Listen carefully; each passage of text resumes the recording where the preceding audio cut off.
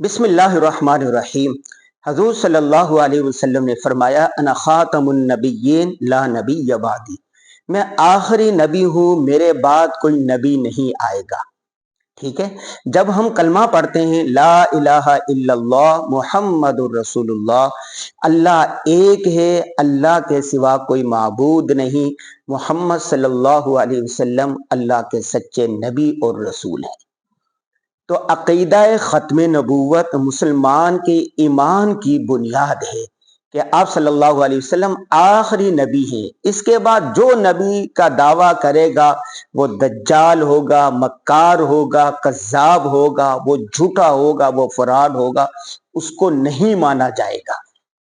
یہ ہمارے اس کی بنیاد ہے، ایمان کی بنیاد ہے۔ مرزا قادیانی نے نبوت کا جھوٹا دعویٰ کیا، اس کے خلاف علماء کرام نے، مسلمانوں نے ایک منظم تحریک چلائی۔ 1953 کی تحریک چلی لیکن وہ ناکام ہوگی۔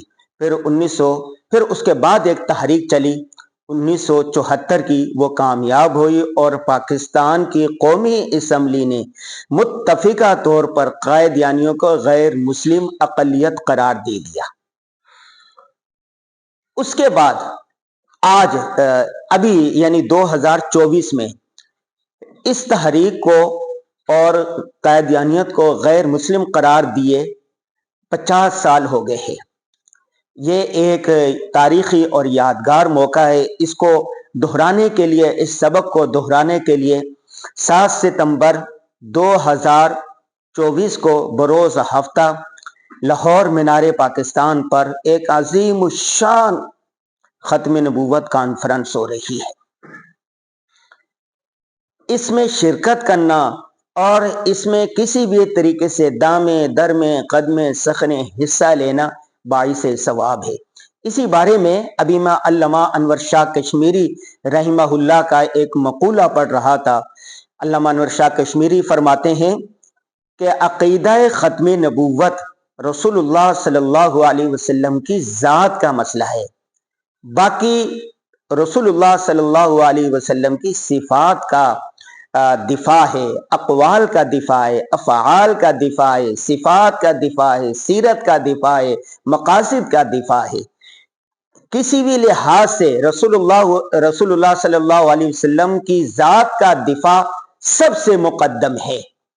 تو پھر آگے فرماتے ہیں کہ اگر کوئی ختم نبوت کے لیے، عقیدہ ختم نبوت کے لیے 1 گھنٹہ بھی کام کرتا ہے، 1 گھنٹہ بھی، تو مجھے یقین ہے کل قیامت کے دن وہ رسول اللہ صلی اللہ علیہ وسلم کی شفاعت کا مستحق ہوگا۔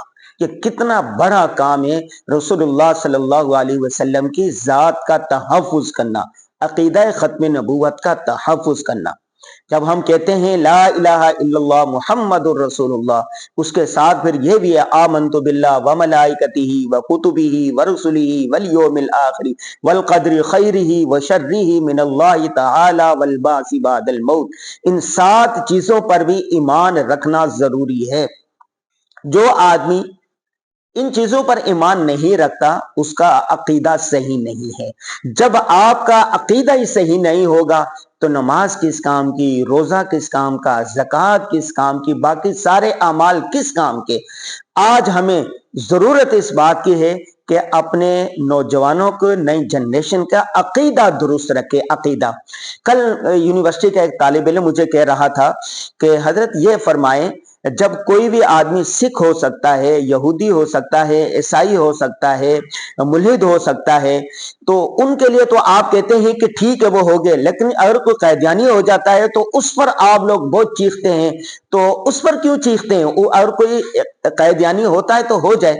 میں نے اس سے بتایا کہ ایسا نہیں ہے۔ وہ لوگ جو ہے اپنے آپ کو غیر مسلم قرار دیتے ہیں اور ہمیں مسلمان مانگتے ہیں۔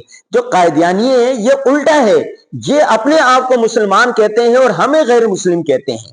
حالانکہ رسول اللہ صلی اللہ علیہ وسلم نے فرمایا میں آخری نبی، میرے بعد کوئی نبی نہیں آئے گا۔ جو دعویٰ کرتا ہے نبوت کا وہ جھوٹا ہے، وہ کذاب ہے، وہ دجال ہے، وہ فراڈ ہے۔ تو بات یہ ہے کہ اگر قادیانی اپنے آپ کو غیر مسلم اقلیت مان لے تو مسئلہ ہی ختم ہے، وہ تو اس کو مانتے ہی نہیں ہے۔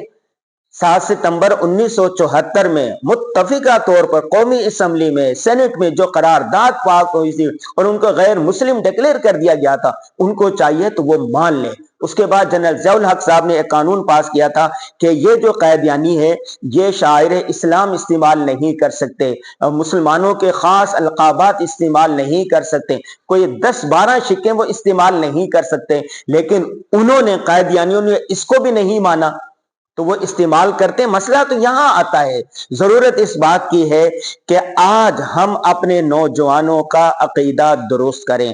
آپ کے جو دفتر میں ساتھی ہے، آپ اسکول کالج میں پڑھنے والے طلبہ طالبات ہیں، ان پر محنت کریں، ان کو بتائیں کہ مسئلہ ختم نبوت میں حساسیت کیا ہے۔